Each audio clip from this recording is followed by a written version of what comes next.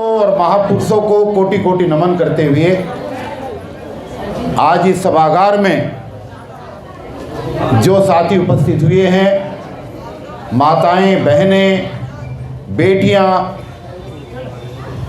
हमारे गार्ड, हमारे ड्राइवर, चौकीदार, युवा साथी और प्रेस वाले साथी, कहाँ गए नागपाल जी? अच्छा, मनोज जी, नागपाल जी, ये हमारी वो आवाज़ हैं जो आपकी इस छोटी सी जगह की आवाज़ को आज रात को पूरे देश के सामने रखेंगे। इनके लिए एक बार सोशल मीडिया के भाइयों को लेकर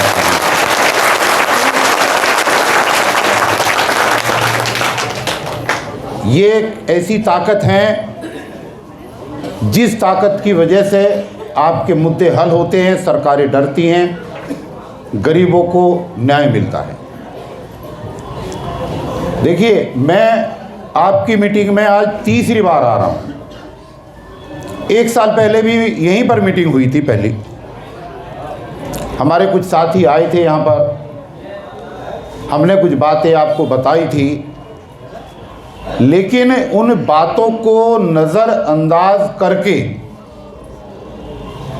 हमारे कुछ साथियों ने यहाँ पर मीठी मीठी बातें करी, कुछ फार्म भरवाए और ये वादा किया कि 2 दिन के अंदर तुम्हारा काम करवा देंगे। वो दिन याद है मेरे को। मैंने लोगों को समझाया भी था उस समय, लेकिन जो मीठी और चुपड़ी चुपड़ी बातें होती हैं वो ज़्यादा जल्दी समझ में आ जाती हैं और कड़वी बातें समझ में नहीं आती। 2 दिन निकल गए, 4 दिन निकल गए, महीना निकल गया, लेकिन हुआ कुछ नहीं। यहाँ पर सवाल इस देश का दुर्भाग्य ये है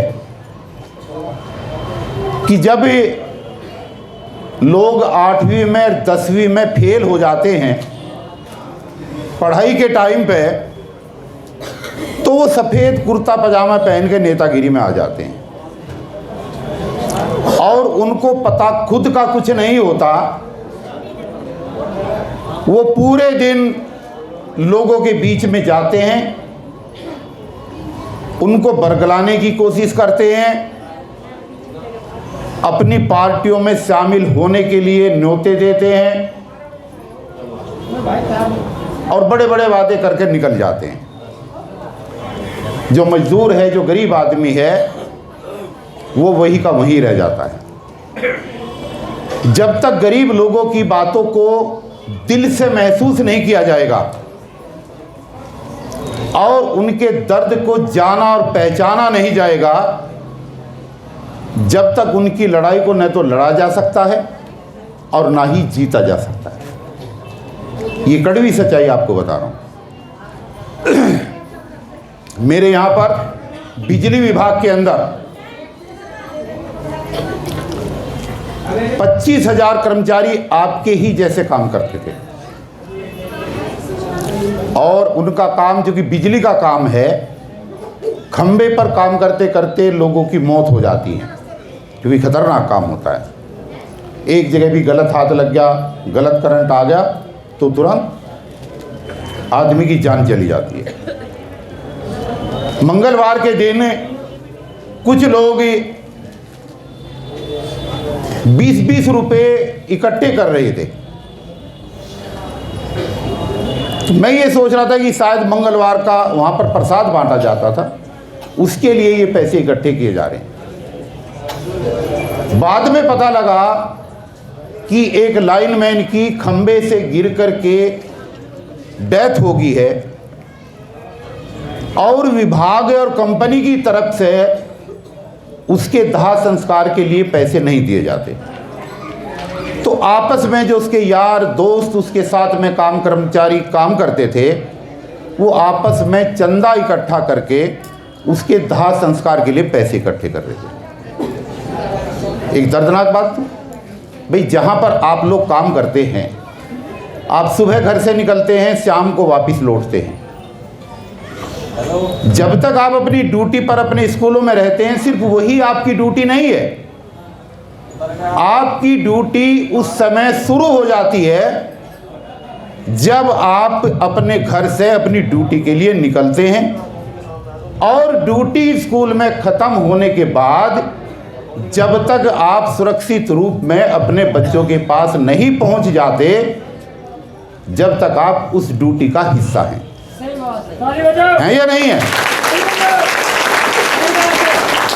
अगर घर से लेकर के स्कूल तक या स्कूल से चलने के बाद में घर पहुंचने तक अगर किसी कर्मचारी के साथ, किसी भाई के साथ, किसी बहन के साथ कोई रास्ते में हादसा हो जाता है, कोई एक्सीडेंट हो जाता है, कोई डेथ हो जाती है, कोई हाथ पैर कट जाता है, तो उसका जिम्मेदार कौन है? असली रूप में उसका जिम्मेदार वो स्कूल है जहां पर आप नौकरी करने गए थे और जहां से नौकरी ख़त्म करने के बाद आप अपने घर जा रहे हैं। सही बात है या नहीं है? लेकिन गरीब लोगों को कानूनी तौर पर इन चीज़ों का पता नहीं होता, इसलिए जो सरमाएदार लोग होते हैं, जो पैसे वाले लोग होते हैं, वो ये सोच करके गरीब आदमी कर क्या लेगा, उसको 1 रुपए की सहूलियत नहीं देते। जब हमें इस बात का पता लगा, जहाँ से मैंने बात शुरू करी, तो मैंने उन लड़कों को अपने दफ्तर में बुलाया। उस टाइम पे मैं अपने डिपार्टमेंट में जनरल मैनेजर था, 3.5 लाख रुपए मेरी सैलरी थी। मैंने उनको समझाया कि तुम्हें तुम्हारे अधिकार जब तक नहीं मिलेंगे, जब तक तुम मजबूती के साथ इकट्ठा होकर के आंदोलन नहीं करो।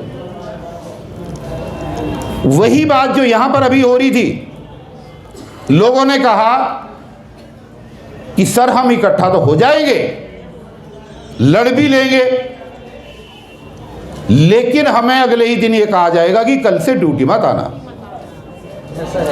और जब गरीब आदमी के रोज कमाने रोज खाने वाले व्यक्ति के पीछे परिवार जुड़ा हुआ होता है और उसको ये कह दिया जाए कि कल से ड्यूटी मत आना, तो उसके लिए सरवाइव करना अपने लिए बहुत मुश्किल होता है, क्योंकि नौकरी आज है नहीं और घर बैठ गए तो 2 पैसे कहाँ से आएंगे। इसलिए आदमी की हिम्मत जवाब दे जाती। यही तो होता है। ये कड़वा सच है या नहीं है? तो मैंने उन लोगों को आश्वासन दिया कि जब तक मैं कुर्सी पे हूं, मैं तुम्हारी नौकरी नहीं छूटने दूंगा, ये मेरी गारंटी है। लेकिन आप लड़ो और इकट्ठा हो जाओ। तो वो इकट्ठा हुए, यूनियन बनाई, इकट्ठा हुए मजबूती के साथ, क्योंकि उनको सहारा मिला, उनको कानूनी रूप से मदद मिली। ये बात मैं इसलिए बता रहा हूं क्योंकि आप उस दौर से गुजर रहे हो। उसके बाद फिर एक घटना हुई और घटना में फिर एक मजदूर की डेथ हो गई खंबे से गिर करके दिवाली वाले दिन।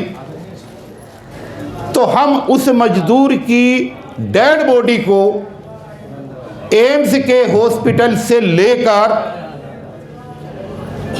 भैया या तो बात ही कर ले या यार रह ले प्लीज, तो बाहर जाकर करो बात।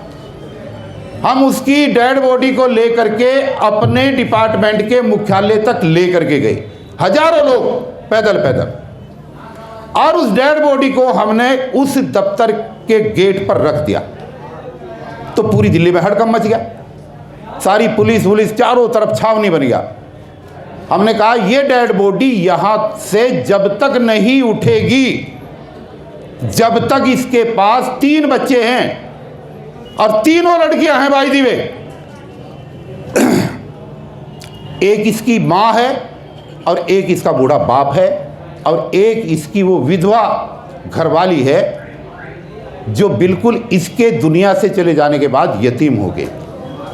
जब तक इस बात का फैसला नहीं होगा कि इस आदमी ने अपने जीवन के 25 साल इस विभाग को दिए और ये काम करते हुए खंबे से गिर गया और गिर करके इसकी मौत हो गई, तो आज ये जवाब चाहिए कि इसके पीछे लगे हुए परिवार के जो 6 लोग हैं, जो इसके बूढ़ा माँ बूढ़ी बाप हैं, उसकी विधवा घरवाली है, उसके 3 लड़कियां हैं, इनके भविष्य का क्या होगा जब तक ये फैसला नहीं होगा।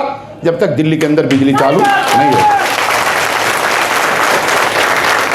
रात के 12 बजे तक यही घमासान चलता रहा और तय ये हुआ, हमने मांग करी थी 25 लाख रुपए की, कि जब तक 25 लाख रुपए इसकी घरवाली को और इसकी मां को यहीं पर चेक से नहीं दिए जाएंगे, क्योंकि लीगल अलग तरीका है, अगर घरवाली को दे दिए तो कल को मां को नहीं देगी, ये भी तो होता है, और मां को दे दिया तो कहेगा मेरा बेटा तो चला गया, इससे क्या मतलब घरवाली से।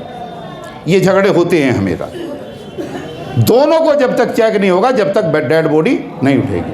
आखिर में सरकार को झुकना पड़ा, इसी केजरीवाल को झुकना पड़ा और तुरंत 20 लाख रुपए, 10-10 लाख रुपए के 2 चेक, एक चेक 10 लाख रुपए का जिसमें उसकी तीनों बेटी की एफडी करवाई हमने शादी के लिए, और 10 लाख उसके बूढ़े माँ और बाप को दिए ताकि जिंदगी में उनको परेशानी ना हो।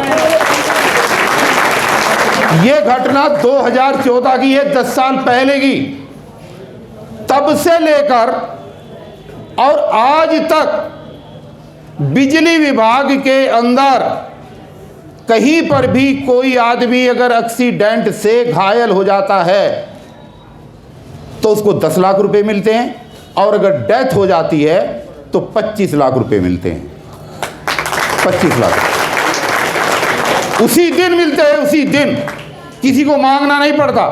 इसलिए मिलते हैं क्योंकि हमने लिखित में उसको कानूनी जामा पहनाया, एक घटना में दिलाए और आगे के सभी कर्मचारियों के लिए ऐसा होने का एक रास्ता बनाया। फिर सैलरी बढ़ाने का मामला आया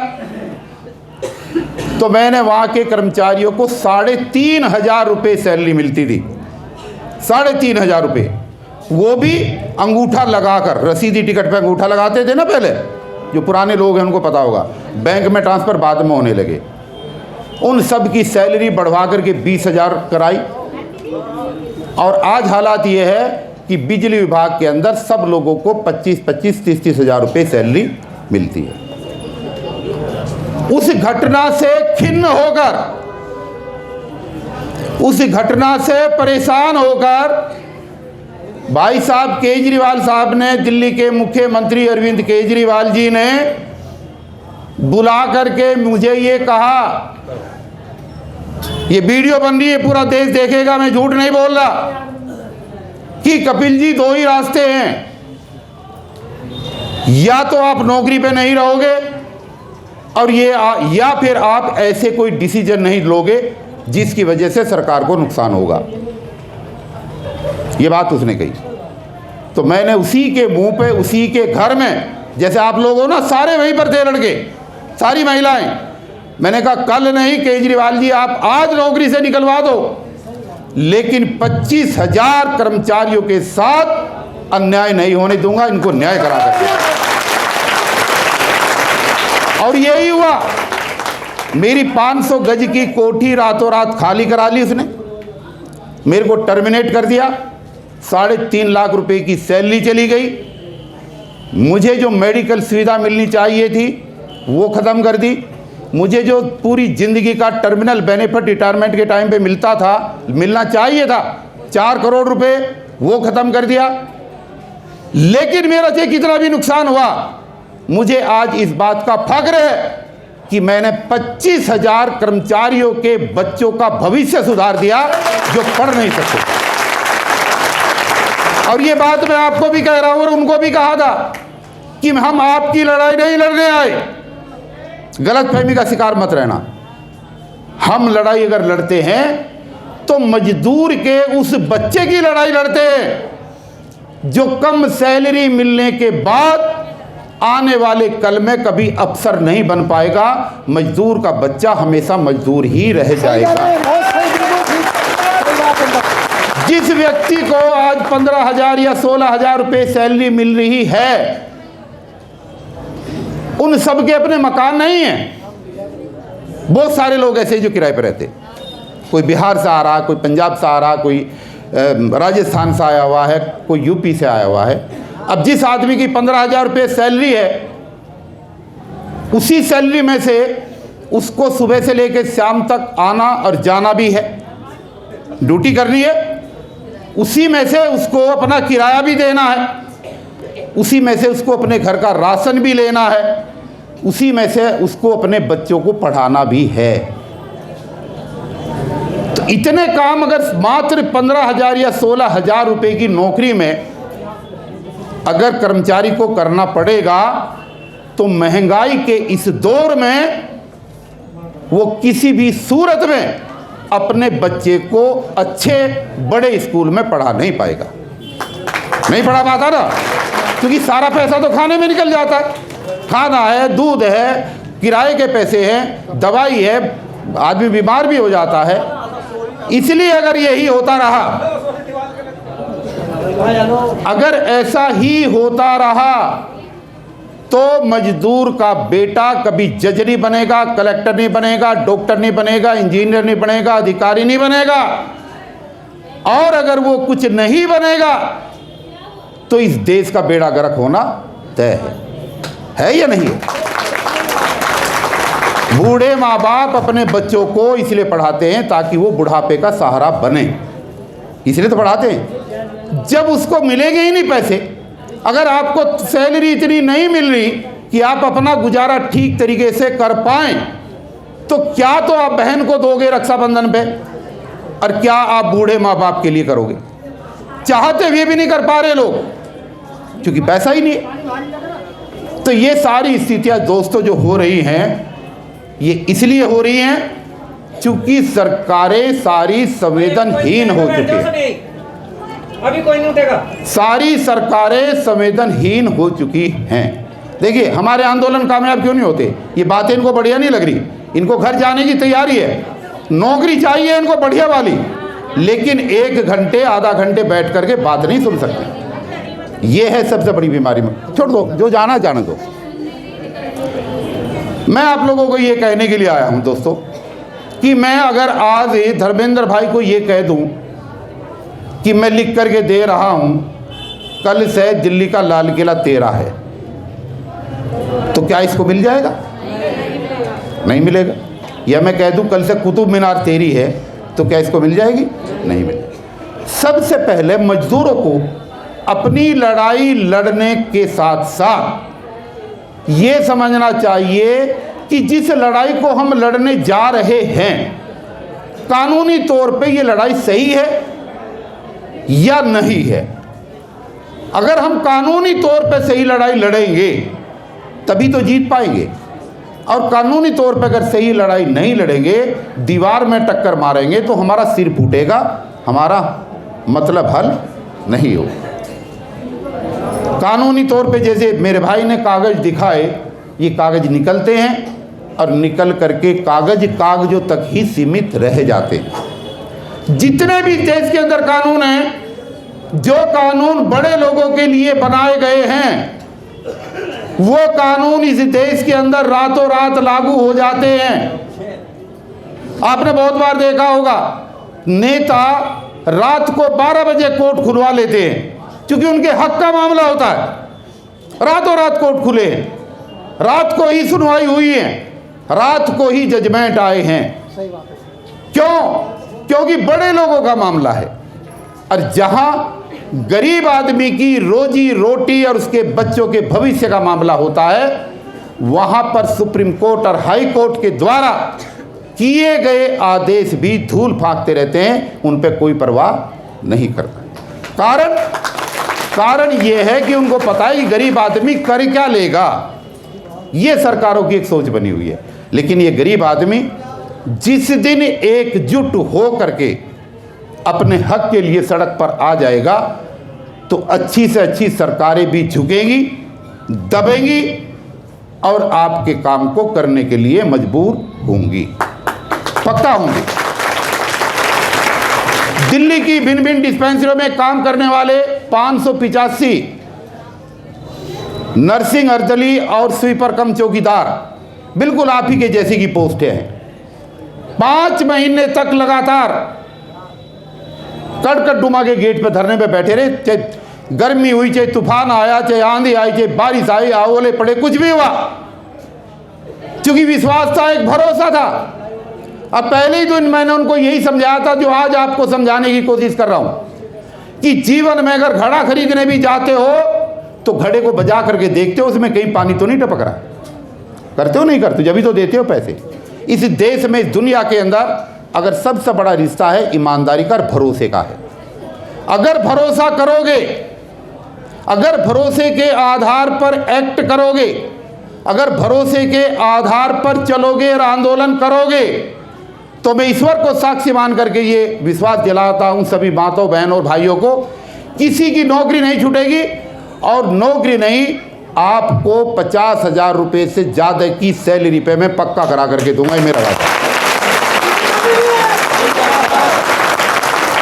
उन लोगों को मैंने वादा किया था, जितने दिन तक धरने पे रहे,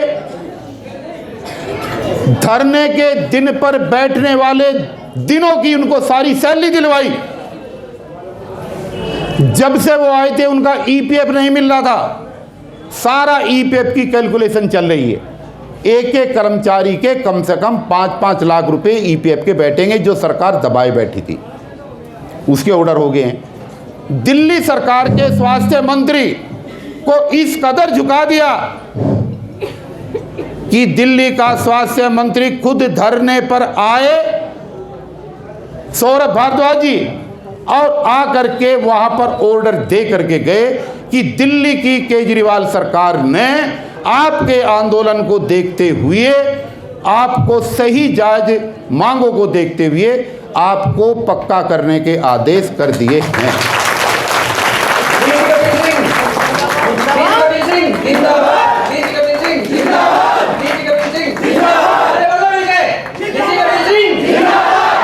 देखिए, ये घटना कोई बहुत पुरानी नहीं है, अभी 1 महीना भी नहीं हुआ। 12 जनवरी की घटना है, पिछले महीने की। अभी तो 12 फरवरी भी नहीं आई। वो फाइल एलजी के पास गई और अब तक का रिकॉर्ड है कि एलजी और केजरीवाल साहब हर मुद्दे पे लड़ते हैं। आपने देखा होगा, जिस काम को एलजी करना चाहता है तो केजरीवाल जी अटका देते हैं, और जिसको केजरीवाल जी करना चाहते हैं एलजी लगा देता है। लेकिन मुझे खुशी है कि उस पूरे आंदोलन को केजरीवाल जी नहीं देखा, बल्कि उस पूरे आंदोलन को दिल्ली के एलजी ने भी बड़ी गहराई से देखा कि ये कौन सा आंदोलन है जो इतना शांति प्रिय तरीके से और अनुशासन के साथ चल रहा है। तो 12 तारीख वाली फाइल, केजरीवाल सरकार की रिकमेंडेशन की हुई फाइल, जैसे ही एलजी की टेबल पर गई तो एलजी ने उसमें बिना कुछ नुक्ता निकाले हुए तुरंत उनको पक्का करने की परमिशन भी पिछले हफ्ते दे दी। अब वो फाइल वापस डिपार्टमेंट में आ गई है।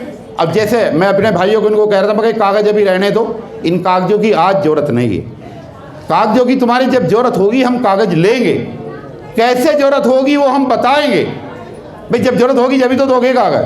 अगर कागज देने से नौकरी मिला करती तो दुनिया ना ले लेती क्या? पहले सरकार की तरफ से आपके पक्का होने की रिकमेंडेशन होनी पड़ेगी, और जब सरकार आपके पक्का होने की रिकमेंडेशन भेजेगी तो फिर एलजी उस पर संज्ञान लेकर के परमिशन देंगे, तब जाकर के आपके रास्ते खुलेंगे। अब सवाल यह है कि आए थे हरि भजन और ओटन लगे कपास, यहाँ पक्का होने तो कोई आए नहीं। यहाँ तो सच्चाई ये है कि जो थोड़ी बहुत कच्ची कचाई नौकरी है ये किसी तरीके से चलती रहे, ये छूटे ना, इसीलिए तो आए हो। पक्के होने की तो बात ही नहीं है, तो कुछ ज़्यादा ही बता दिया आपको कि पक्के भी हो सकते हो। बोलो भाई, पक्के होने दो ना, सब मुझे जो नहीं देते हो। जो मैंने अभी आपको बात कही है, इस बात को 3-4 चीज़ें इनको जरा गौर से सुनो आप मेरी, और फिर रात भर सोचना कि कानून के दायरे में आप आते भी हैं या नहीं। आप लाल किला खरीद सकते हैं या नहीं, आप कुतुब मीनार ताजमहल खरीदने के लायक हो भी या नहीं। तो कानून क्या कहता है, ये कानून के दायरे की बातें अब सब लोगों को ध्यान में रखनी पड़ेंगी, रखनी चाहिए। ये जो कानून है कागजों के, ये ऐसे नहीं है। ये कानून ये कहते हैं, पहली कंडीशन ये है कि क्या आप किसी ऐसे विभाग में काम करते हैं जो आवश्यक सेवा का विभाग है, पहली कंडीशन होती है। तो जहां तक मैं समझता हूं कि आप शिक्षा विभाग में काम करते हैं और शिक्षा विभाग देश की आवश्यक सेवाओं में से एक विभाग है, ऐसा ही है। बिजली, पानी, शिक्षा, स्वास्थ्य और ट्रांसपोर्ट, ये 5 विभाग ऐसे हैं जो अनिवार्य सर्विस का हिस्सा हैं। अब चूंकि स्कूल भी उन्हीं में से एक है, शिक्षा का केंद्र है जहां से बच्चों का भविष्य बनता है, तो शिक्षा भी अपने आप में आवश्यक डिपार्टमेंट का एक हिस्सा है। तो जो पहली शर्त है सुप्रीम कोर्ट के रूल की, उसको आप सारे कर्मचारी पूरा करते हैं, ठीक है।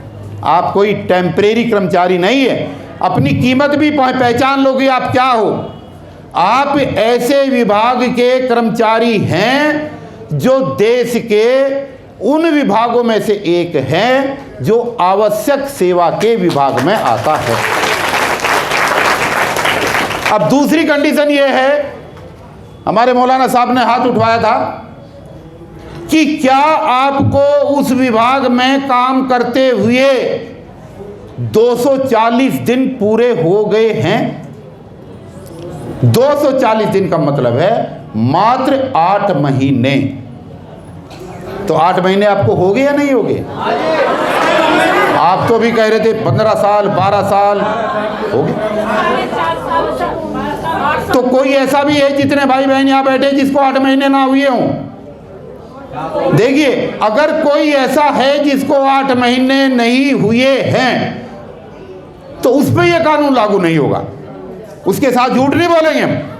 लेकिन अगर आपको 8 महीने या 8 महीने से ज्यादा का समय इन स्कूलों में काम करते हुए हो गया है, 240 दिन, ठीक है, तो फिर दूसरी शर्त को भी आप पूरी तरीके से पूरा करते हैं।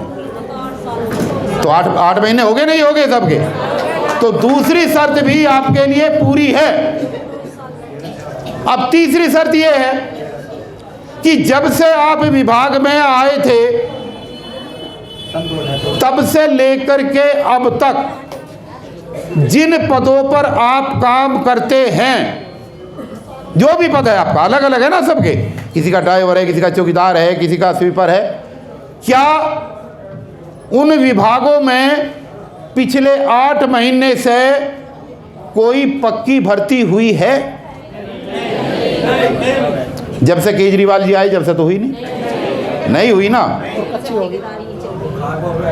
तो ये तीसरी शर्त जो है सुप्रीम कोर्ट के आदेश की लीगल स्टेटस की तीसरी शर्त यह है कि जब से आप नौकरी पे लगे हैं, मान लिया आप चौकीदार है, तो क्या जब से आप लगे हैं, जब से ऐसा तो नहीं कि कोई भर्ती हुई हो, तो भर्ती हुई नहीं, तो तीसरी शर्त भी आपके लिए पूरी है।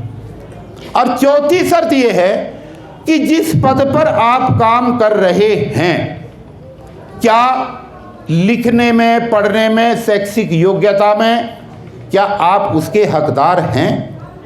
भाई 8वीं पास है या 10वीं पास, ऐसे लिया होगा ना, आपको कुछ ना कुछ आधार पे तो लिया होगा। चौथी शर्त ये होती है, किसी से लिया, किसी से नहीं, किसी से कुछ भी नहीं लिया, कुछ नहीं लिया ना। अगर नहीं लिया, सुनो नहीं लिया, किससे लिया बताओ, किससे लिया? पहले सुनो, अगर नहीं लिया और फिर भी काम कराया तो इसका मतलब ये है कि उस काम को आप अच्छी तरीके से करना जानते हैं, ठीक है। तो ये चारों शर्त हैं, ये चारों शर्त आपके ऊपर पूरी उतरती है। न भर्ती हुई, न कोई कागज लिया, 240 दिन पूरे हो गए, आवश्यक सेवा के डिपार्टमेंट में आप काम करते हुए आ रहे हैं। और जो लास्ट कंडीशन होती है वो ये होती है कि क्या उन पदों पर आज वैकेंसी खाली हैं, ये लास्ट शर्त होती है जो इंपॉर्टेंट है। तो ये मैं दावे के साथ कहता हूं, आपको तो नहीं पता, ये हम आरटीआई के माध्यम से ये साबित कर चुके हैं और फिर कर देंगे कि आज पिछले 9 साल से केजरीवाल की सरकार में कोई पक्की भर्ती नहीं हुई है। इसलिए जिन जगह पे इन लोगों को, कच्चे कर्मचारियों को जबरन काम कराया जा रहा है, वहां पर इनकी जरूरत है। अगर इनकी जरूरत ना होती तो इनको ड्यूटी पर ना रखा जाता, वहां पर पोस्टें खाली पड़ी हुई हैं।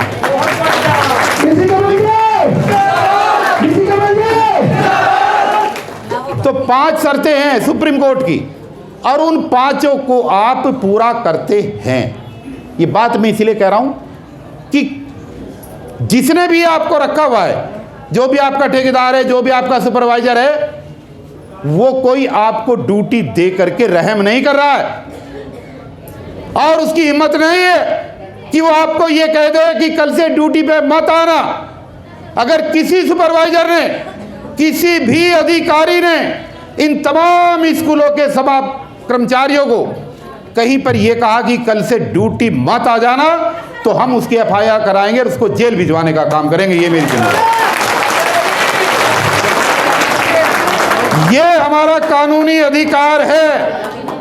हमने अपने जीवन के 5 साल, 10 साल, 15 साल, 2 साल इस विभाग में सेवा करके दिए हैं। तो आज दुनिया की कोई ताकत नहीं है कि हमें बिना किसी रीजन के, हमारे कर्मचारी ने किसी को गाली दी हो तो बात अलग है, हमारे कर्मचारी ने कोई चोरी की हो तो अलग बात है, हमारे किसी कर्मचारी ने कोई गलत व्यवहार किसी बहन के साथ, किसी भाई के साथ किया हो तो एक अलग बात है।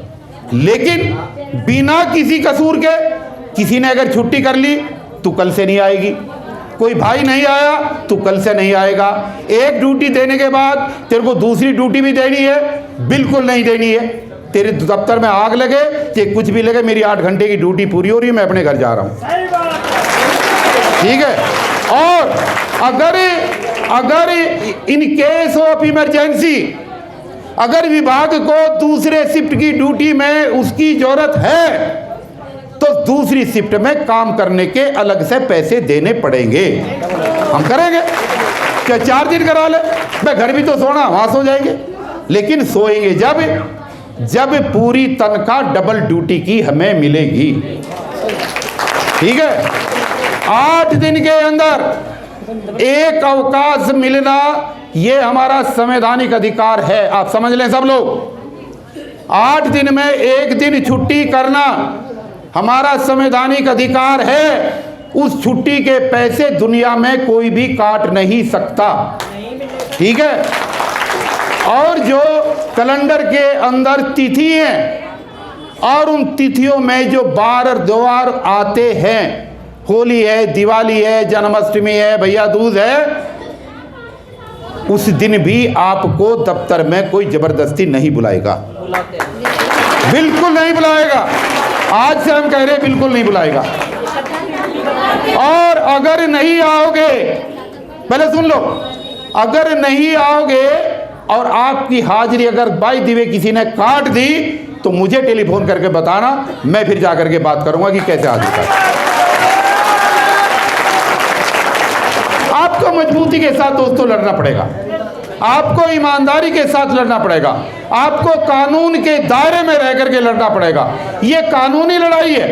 अगर आपने गलत हरकत करके कहीं पर जाकर हंगामा किया, रोड बंद करी, चौराहा बंद कर दिया, किसी का सिर फोड़ दिया, तो और उल्टा आपके ऊपर केस बन जाएगा, आपके लिए और दिक्कत बन जाएगी। कानून के दायरे में रह करके लड़ाई लड़ी जाएगी। भाई थोड़ा सुन लो प्लीज। देखिए, जब आपकी डिमांड का चार्टर ऑफ डिमांड जिस लेटर पैड पर बन करके जाता है तो अधिकारी पहले यह देखता है कि इस लेटर पैड के अंदर कौन कौन लोग पदाधिकारी हैं। सबसे पहला आदमी देखता है। जब उसको दिखाई देगा कि इसमें सुप्रीम कोर्ट के एडवोकेट भी हैं, इसमें DC कपिल जैसा जनरल मैनेजर भी है, इसमें पॉलिटिशियन और तमाम तरीके के बड़े बड़े लोग हैं, तो फिर आदमी एक्शन लेता हुआ 4 बार सोचता है कि मैं एक्शन लूं या ना लूं। और देखो, होता यह है, इसको बुरा मत मानना कोई भी मेरा भाई, जब हमारे ही बीच का कोई भाई अपना खून निकाल करके भी दे दे, नेतागिरी में आपकी अगुवाई करते हुए, तो डिपार्टमेंट के अधिकारियों की नॉलेज में और नजरों में वो वहां का कर्मचारी ही रहता है, रहता नहीं रहता। उसको सबक सिखाने के लिए सबसे पहले उसकी आर्थिक रूप से कमर तोड़ी जाती है। सबसे पहले क्या किया जाता है कि जो अगुवाई कर रहा है, कोई बहन कर रही है या कोई भाई कर रहा है, सबसे पहले क्या करते हैं कि सबसे पहले इसी को निकालो नौकरी से, बहुत ज्यादा कूद रहा है। होता है नहीं होता? और जब उसको नौकरी से निकाल देते हैं तो जिन लोगों को बुला करके वो मीटिंग में ले करके आता है, फिर वो लोग सोचते हैं अरे धर्मेंद्र तो नेता बन रहा था, वेंचोदी अपनी नौकरी नहीं बचा पाया तो हमारी क्या बचाएगा। होता है नहीं होता? और वहां से क्या होता है कि पहली मीटिंग में अगर 1000 आदमी हैं तो डर की वजह से भाई, तो डर की वजह से दूसरी मीटिंग में 500 भी नहीं आ पाते, आधे डर जाते हैं। और धीरे धीरे वो डर इतना गहरा हो जाता है कि सब पे हावी हो जाता है और लोग अपनी रोजी रोटी को बचाने के लिए फिर हाथ जोड़ने लगते हैं अपने मैनेजरों से जाके कि सर जो आप कहोगे हम तो वही करेंगे। और देखो हम तो पहले भी नहीं जा रहे थे, हमें तो बावड़ा वो लेकर गया था, मतलब ले जाने वाले को और बावड़ा कहने लगे हैं। हमारा क्या मतलब उससे? हमें तो नाच पीटे को पहले मना किया था, हमें भी मरवा दिया। इसलिए तय कर लो, ये वो चीजें जो जीवन के 35 साल के अनुभव में हमने देखी हैं, सीखी हैं और बरती हैं। अगर आपको भी उसी लाइन पर चलना है तो दुनिया में से जिसको भगवान कहते हो ना, अगर वो भी उतर जाएगा तुम्हारा भला कोई नहीं कर पाएगा। सत्य बात है। अगर कोई आपको कहता है कि तुम वहां मीटिंग में क्यों गए थे, तो ये मत कहना कि धर्मेंद्र ने बुलाए थे, ये कहना कि मेरा अधिकार है, मैं कल भी गई थी और कल भी जाऊंगी, और तू रोक कर दिखा दिए, और तू रोकेगा तो तेरे पे जूता मारूंगी।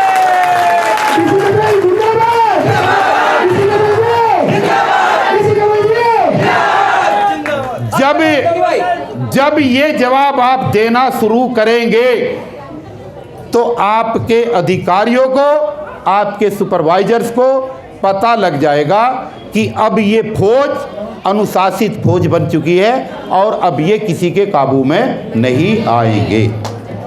और दूसरी बात, एक वादा जरूर चाह रहा हूं आपसे। देखिए जो मैंने बात बताई है ये बिल्कुल सही बताई है। एक स्लोगन है हमारे ठेकेदारी हटाओ राष्ट्रीय संयुक्त मोर्चा का, उसको सुन लो पहले ही दिन, कल को गड़बड़ करोगे तो बिल्कुल नहीं आएंगे हम आपके पीछे। और वो स्लोगन है, भाई भी सुन लो और बहनें भी सुन लो, एक पर हमला तो सब पर हमला। अगुवाई करने वाला कोई भी भाई या अगुवाई करने वाली कोई भी मेरी बहन, अगर उसको मैनेजमेंट ये कह देता है कि कल से नौकरी पे मत आना, तो आपको कसम है अपने बच्चों की, तय कर लेना कि जब तक ये ड्यूटी पे नहीं आएगी या ये ड्यूटी पे नहीं आएगा, जब तक हम भी ड्यूटी पे नहीं आएंगे।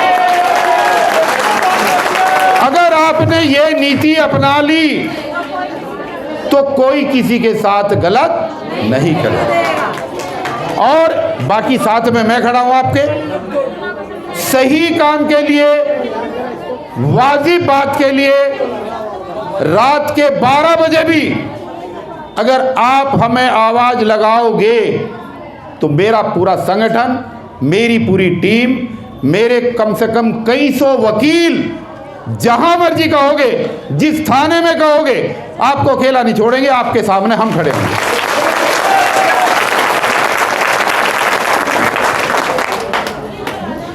मजदूर का जो सबसे बड़ा गड़बड़ होता है वो भी मैं बता दूं, क्योंकि मैंने बताया ना भी बिजली वालों का, जब तक सैलरी कम थी, सुन लो भाई तुम भी कल इसी से गुजरोगे, जब तक सैलरी कम थी, जब तो रोते थे इसलिए कि बच्चों की शादी कैसे होगी, बच्चों को स्कूल कैसे भेजें, और अब सैलरी ज़्यादा होगी तो अब कहते हैं बाबूजी इतनी बढ़िया नौकरी तो पक्कों की भी नहीं है, देखो अब तो डर लगता है कहीं नौकरी पर। ये गलत बात है, गलत बात है नहीं है। होना ये चाहिए कि जिस दिन आपका काम हो जाएगा तो उसी दिन आप लोगों को उन भाई और बहनों के भी बहते हुए आंसुओं को पहुंचना है जो आज तुम्हारी जैसे तुम आज हो, जो उनकी नौकरी है, वहां पर हम सब लोग चलेंगे और उनको भी राहत दिलाने का करेंगे। यही बात मैंने 585 कर्मचारियों को कही और वो तैयार है इस बात